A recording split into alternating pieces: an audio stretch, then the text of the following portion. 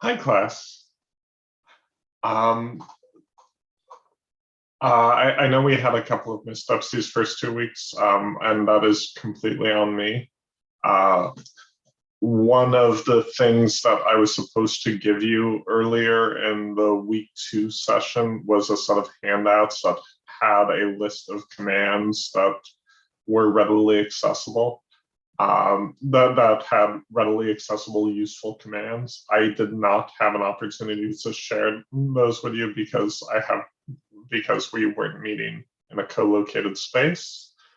So I think that's part of the reason why week 2's in-class exercise was a little rough. I'm readjusting the content and structure of the course to better match a course that is of this size. With that, I want to go through some of the sort of tools that I think we're going to be using in the remainder of the course, as well as show you a little bit more of a practical data analysis that is actually something that I used in a paper with a colleague. This was a paper about looking at changes in vaccination rates in blue states versus red states. What we're going to do is load the data and assess whether or not blue states had a statistically significant difference in fully vaccinated rates over certain periods of time. I believe the data ends in September of 2021. The things that I want to highlight is that you can actually import data straight from websites. This is really useful if, say, you're grabbing data from the census or a public resource. But what we're going to do, I'm going to do a code aloud, and we're just going to go through and explain what each line of code does. So as always, we clear our workspace so that we can start fresh. We then import our data set. And what this command is doing is it's letting us know that we're importing a delimited file, typically a CSV. And what we do is we inscribe in quotation marks the URL of the file that we wish to add. This can be found on my colleague's GitHub website. And if we were to actually open up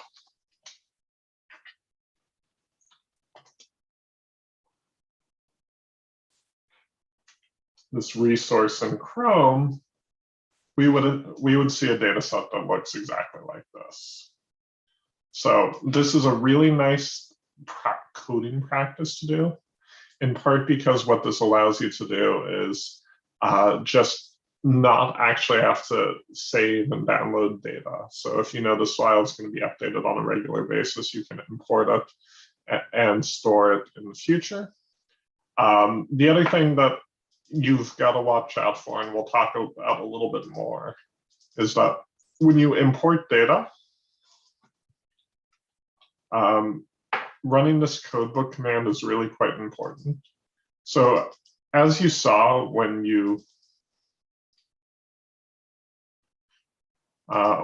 we imported the data, it looked like for the most part, the data was numeric. There were a few NAs, meaning that the data was missing typically, but it's pretty readable that you can sort of understand that this is a date, this is the location from which we're looking at, how many vaccinations have been issued so far, all of those sorts of things. But when we look at the code book, what we see is a slightly different scenario. So when we look at the code book on our raw data, we see that most of this vaccination data is actually not numeric, but strings. And what's going on is these NA values lets data think the column that we're reading is a string, even though you and I both feel comfortable that it's probably numeric. The other thing we're going to do is we're only grabbing data for the state. So what we're going to do is use this drop command. And I told you briefly about this command called enlist, which will check to see if a variable contains any of these terms and will perform the conditions of dropping it if it's one of these cases. A thing that's a little bit nasty about enlist is it has a limited number of arguments. It can only, I think, handle 6 or 7 or 7 or 8 individual arguments. So we're actually going to run it multiple times. So we're going to drop if there are any of these regions, which just to give you an idea of what was in this data set originally. We've got like this Federated States of Micronesia, the Bureau of Prisons, the Marshall Islands, all of these regions that we can't really assess on this blue state versus red state hypothesis that we want to test. So what we can then do is we can generate our blue state variable. And that's just, I'm defining a blue state as all of the states that voted for Joe Biden in the 2020 election. And what we can then do is just sort of see what our data set looks like. We've got roughly observations for each state every day from about January of 2020 to September. And the way we can see that is we can also tab out the date and get a sense of that. And again, this is one of those things where if we do the code book and look at what a date is, it certainly seems like something that we should be able to interpret as a date, but we're going to have to do a little bit of manipulation here before we are going to have mastery of that. So let's take care of the vaccination rates and other variables that we want to use. So we've got something like total vaccinations per 100. So let's take a look at that. Again, it looks very much like a number, with the exception of these NAs. So what we can do is we can sort of tell Stata that in cases where we see these NAs or we see things that don't look like numbers, let's just get rid of them. So one way you can do this is by using this dstring command. And so what this dstring command does is it takes string variables and converts them to numeric variables. And one of the things that I think is always helpful is to just take some time and read this help file to at least have an understanding of how these arguments work. So dstring is the command we're using. We can see that it takes a var list, and then there are these options that we can choose. This bracket notation actually means that we either have to use the term generate or replace. Generate would create a new variable. Replace will make that change in place. And the other part of the command that we're going to use is force. So what we could have done instead of typing forces, we could have identified all the cases that we wanted to ignore, say the NA and any other characters that might have been here. But instead, what we can just do is type this force command and it will convert that. So why don't we do that right now? And we'll see what happens. And we see that what was originally this NA value is now a period, which corresponds to a missing value in Stata.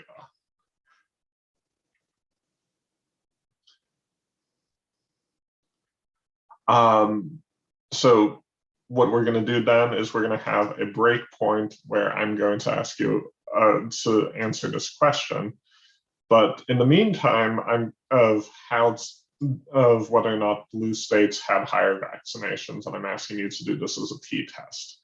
But what I'm going to do is show you another way we can sort of assess this question, and this is a tool that we're going to be using for the remainder of class. and that is an approach called regression. And what regression does is it takes a cloud of points and tries to fit a line through it. So let's just run this code block very quickly so we can show this. So what I've done is I've generated a scatter plot of vaccination rates by day, by state. As you can see, it's kind of a cloud of points here.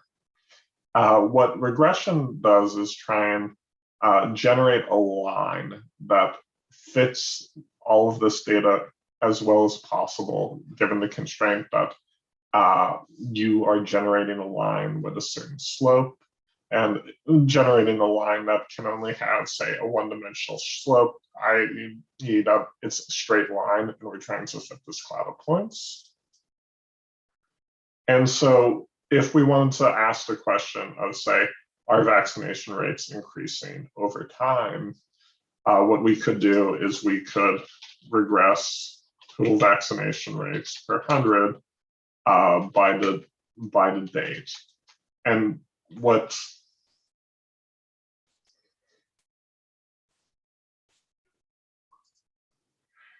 this would tell us is that on average, let's ignore this constant for now, but that every day on average, vaccination rates increase by about 0.5% in this data set, which is a pretty big jump on average.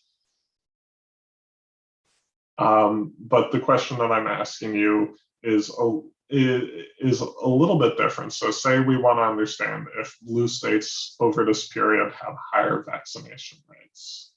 And so what we can do is we can specify our outcome variable that's of interest, how many vaccinations per 100 we're given, and then we can specify a covariate of interest. And what we can see here is that on average, states that weren't blue had a vaccination rate of around 62%. States that were blue had an additional 12 percentage points of vaccinations. Another way we could look at this is by using the by-sort command. And we could just do the summary statistic of vaccination rates during this time period. By-sort is just letting Stata know that we want to group these summary commands by this blue state variable. And what we can see here is that our constant is 62.9, and states that are not blue has exactly that 62.9 vaccination rate. And when we add 11.87, the sort of effect of being a blue state, we get exactly what this total is for the average vaccination rate of blue states. 62.9 plus 11.9 is equal to approximately 74.8. So I want you to test and see if this blue states have statistically significantly higher vaccination rates using a t-test. The other thing that I wanted to highlight here, and this is very real data, is that there's just missingness that needs to be sort of understood and dealt with. And so what I can then do is I can just examine when data is missing. And in a case like this, I'm just checking to see what dates show up if the total vaccination rate is missing, and it's reporting for the United States overall. And here we see that dates that seem to be missing are around the week of Christmas, when the vaccinations were originally rolled out. And we also have some missingness around President's Day, MLK Day, Memorial Day, and July 4th. So that suggests to me that there might be just some odd reporting things with holidays. So while it's something we need to be aware of, it's not something that you need to focus on too much. one of the things that I'm going to ask you to look into is for other states, what was this missingness like? So you can use the tabulate command and let me know for a couple of states, Arizona in particular, when did they not report vaccination status? Is there anything of note there that you would like to tell me about? But what we can do, again, the underlying date variable is still a string, but what we did here is we generated a daily version of it. So what Stata can do is it can sort of parse this language and see that this is a year portion, this is a month, this is a day. Europeans sometimes have different, and other countries have different date formats. So one of the things you need to do is sort of highlight how Stata should read the data. This is one common format, year, month, day. If you actually look at the date command, you will see a number of different ways to structure this data, as well as potentially specify an associated year. This is much more of a problem when, say, you were working with Stata at the turn of the century, but it's not something you need to worry about so much anymore. The other thing that I wanted to highlight is that this date variable looks quite readable, but once we converted it to a daily date variable, it's in this sort of Stata format, which Stata is able to understand as the number of days from 1960. So if we were to create a new variable, say, called numDate, which is just the same daily date, let's take a look at what that would be. We would see something that is a really big number that corresponds to how many days it's been since 1960. You don't need to worry about this too much, but often you will want to be able to make things look nice and well plotted so that you can sort of highlight what day something is occurring on and things of that nature. So it's useful to know about these formatting tools. Again, if you want to learn a particular formatting trick, I really encourage you to look at those cheat sheets I've sent you. The next bit that I want to highlight is how we can encode strings to use in regression and data manipulation tools. So as we saw, we have a bunch of locations and they are treated as strings, but Stata, in order to do operations like regression and things of that nature, you need to treat them as numbers. And what Stata has is this command called encode, which will take care of that for you. And what it does is it basically transmute this variable into a numeric format so that when we run regression and other operations, this can be well handled.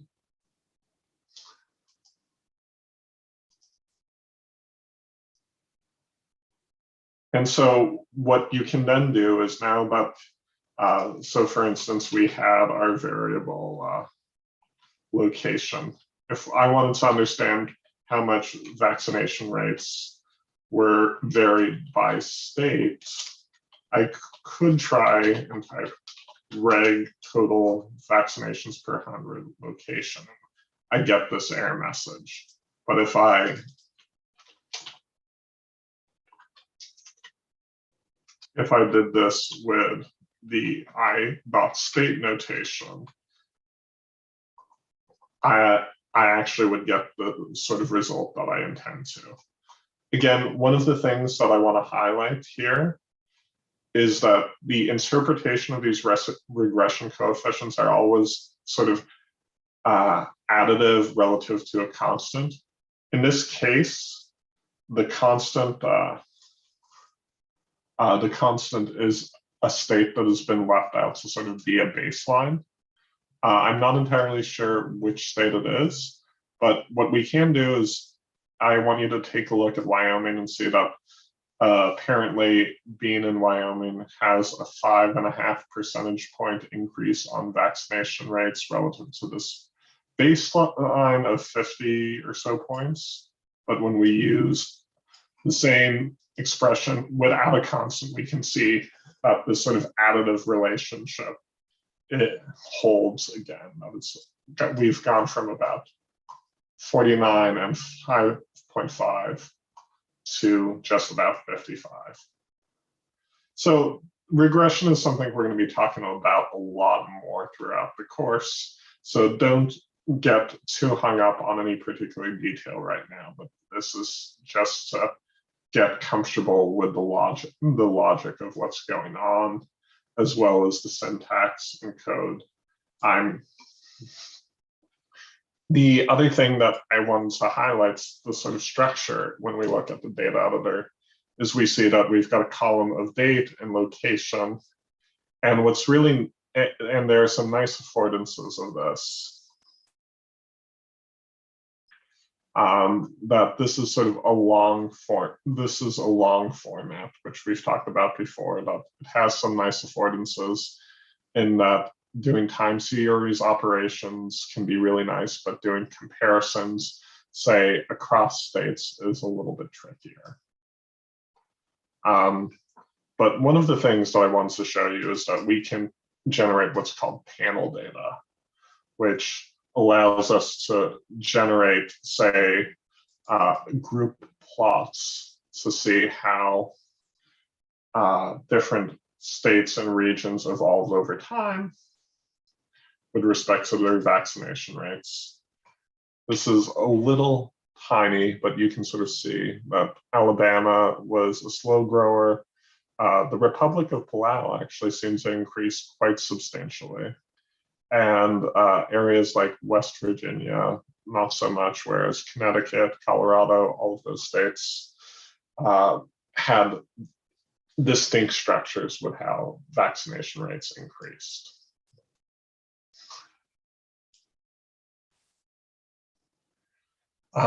Generally, depending on the type of manipulation you want to do or how you want to aggregate your data, you can group it. You can change the date format with one of these sets of commands, like day of week or week of day. And the way Stata works is typically you will want to convert things to a daily date, and then you can aggregate it or disaggregate it to a coarser level. So for instance, given that we have daily data, if we want to move it up to be a weekly data format, we can generate this variable called week. And again,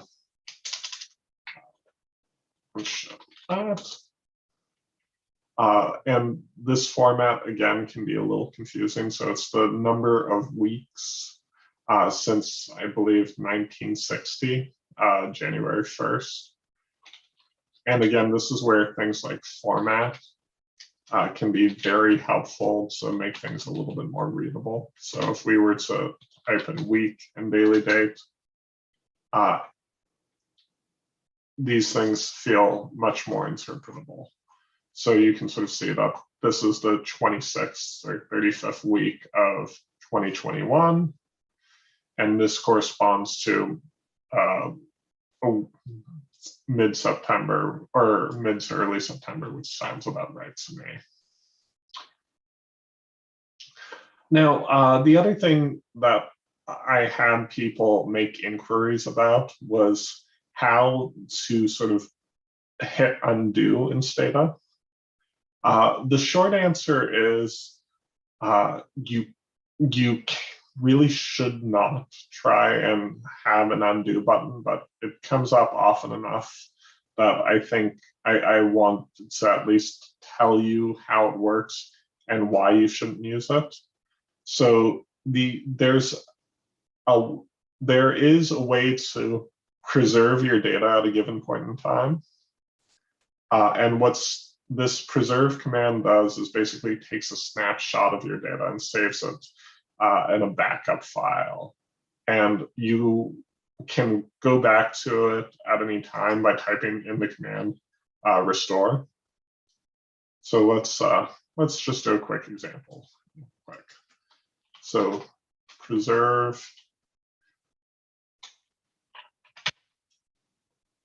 Let's say I want to temporarily get rid of the date variable. Or let's say I wanted to keep the date variable. So now I want to list everything else. So I just type list. We can see that only the date variable is present. And obviously I did not mean to do that. I actually meant to drop date. What I can do is type restore, and all my data is returned. Let me hit restore again, and it gives me an error message. That's because I already restored my data set. So what this preserve command does is it allows you to basically have a single step undo. So like, if you're anything like me, I have tons of typos. You've seen my slides. So being able to only have one undo sort of encourages me to be both a little lazy, a little uncautious with the way I write my code, but often I will find myself getting to a point where, you know, I really wish I could undo things multiple times. So I would be very cautious about using this tool. There are some exceptions though. So one case where I actually would encourage you to use preserve is when you run aggregate summary statistics that sort of manipulate your data set. One of the commands that is incredibly useful is this command called collapse, which will take the average of variables in your data set. So how is it different than, say, the summary command? The summary command isn't actually generating, say, the data in your editor. So when I type in some total vaccination per 100, I can compute that statistic, but when I type in collapse, total vaccination per 100, it actually returns that value as a cell. So if I wanted to say store that data, it's much easier for me to save it as a data file than it is to try and extract this from the associated underlying table. And again, what it can do is hit restore and then run this command. And this collapse command is really quite useful for a few different reasons. It can compute a bunch of summary statistics. And the thing that I really like about it and use it for is that you can sort of do these summary statistics by variables. So for instance, if I wanted to, instead of using, say, daily data and all of the states, I could compute the average vaccination rates by blue states and by the week of the year. So why don't we do exactly that? And so what I'm doing is I'm preserving, I'm collapsing, and I'm generating this this panel data set so that Stata knows that the sort of two variables of interest are the panel dimension, the sort of am I a blue state or not, is one dimension, and that what week of the year it is. And because I want Stata to also use that nice format where it presents to me what week of which year it is, as opposed to how many weeks it's been since, say, 1960, I use this option weekly. There are also options daily, monthly. Again, it depends on the time series component of your data. But what's really nice is then I can make a plot like this, and I can really see that this blue state, red state gap really exploded in, say, at the end of the first quarter of 2021 is when you really got to see this divergence. And I think that actually is roughly when the vaccine became broadly available to all individuals. So we aren't going to use this panel technology too much, but I just want to make sure you felt comfortable with some of these affordances. The other thing that we're going to do is potentially try and reshape data using Stata. So what I'm going to do is I'm going to go back to the simplified data set that just has the 3 variables. If you were a blue state, what week it is, and the average vaccination rate for these groups. The next thing I'm going to do is, if I wanted to, say, do a t-test to compare vaccination rates by week, I could do that in this format. But if I, say, wanted to compute the difference between these groups, so no, in week 37, how big of a difference was there between a blue state and a red state on average? This isn't necessarily the easiest thing for me to do. So what I can do instead is, because I have this panel dimension, I can reshape the data. And reshaping is one of these things that is always tricky. It takes me like 3 or 4 times to remember the right syntax. But what you want to do is first rename the variable to something a little bit shorter than the full vaccination rate per 100. That's Stata has a 32-character variable name limit. And so when you need to start adding on additional characters, if you're already at the 32 limit, Stata can get a little angry. The next thing I do is I reshape the data set. And so I specify the sort of time dimension, or in this case, the row number of what I want my new data set to be, and the column number of where I want my blue states to be, or where the column number of what I want my new data to be. So I'm telling it that change what was the blue state variable and then make it a column.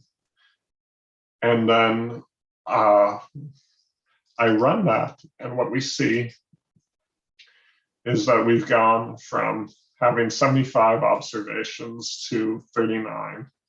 And we've gone from having 3 variables to 3 variables, but they are 3 differently named variables. And there are some nice affordances of this sort of time shape as well, because we have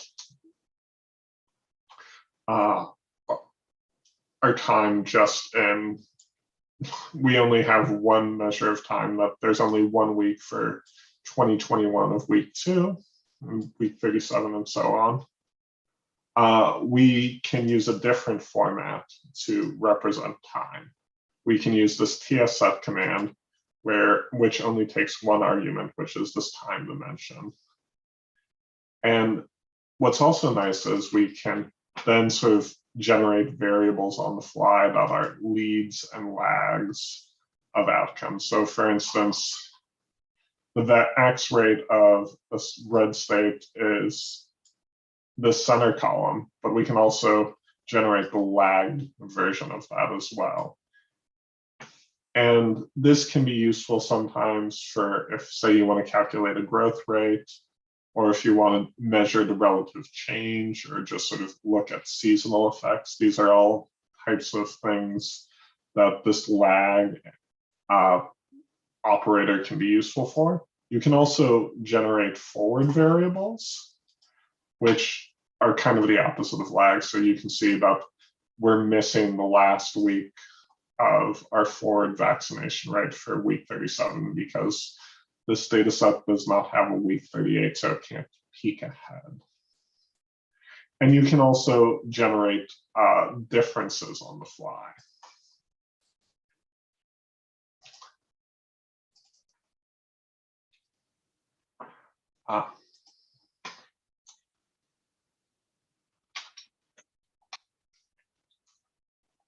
All right, minor typo.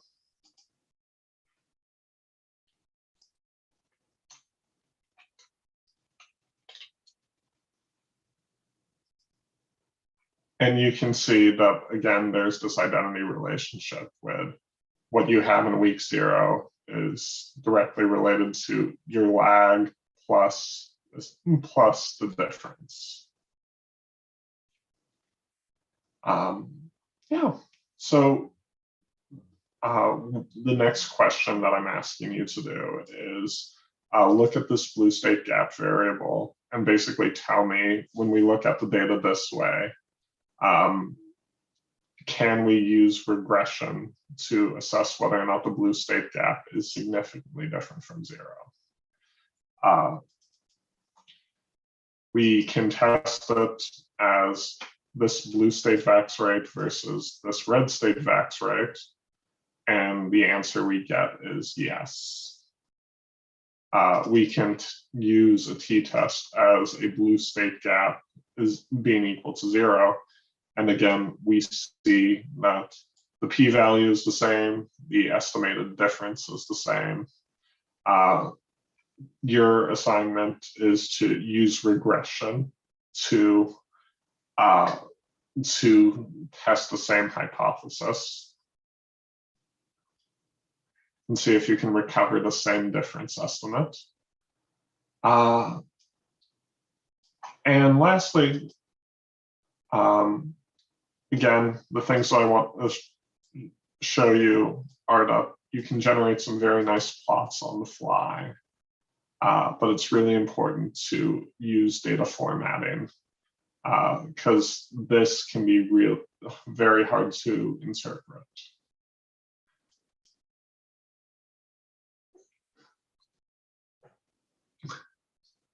So what we then do again is sort of see, is this gap increasing over time? And what we do is we effectively can regress this blue state gap on a covariate of the week. So basically saying, is this gap shrinking or growing over time? And we get a curve that looks not like a straight line, but our regression line is very much a straight line in this case.